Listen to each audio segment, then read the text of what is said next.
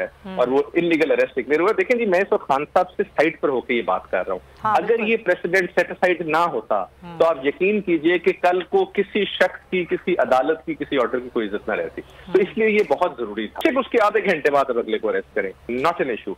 Issue is जो कानून, वो हमारा मिसाल है इसकी, लॉ में कहते होते हैं when law requires something to be done in a particular manner, it must be done in that manner. गलत है, तरीकेकार गलत है, बिल्कुल गलत है अहमद साहब, और इस पर कोई कार्रवाई भी होनी चाहिए आप समझते हैं, और होगी तो वो कैसे होगी?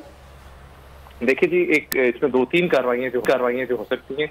एक तो डिपार्टमेंटल प्रोसीडिंग्स हो सकती है नेशनल अकाउंटेबिलिटी ब्यूरो के खिलाफ, दूसरा मिनिस्ट्री ऑफ इंटीरियर के खिलाफ कार्रवाई हो सकती है। ये चीजें अब सुप्रीम कोर्ट कल देखेगी और कल के देख उन्होंने केस रखा हुआ है, उसमें देखेंगी इन चीजों को कि किस किस के खिलाफ कार्रवाई होनी है। और बाकी इस्लामाबाद हाई कोर्ट ने आईजी साहब को और सेक्रेटरी इंटीरियर को तो ऑलरेडी नोटिस किया हुआ है कंटेम्प्ट का।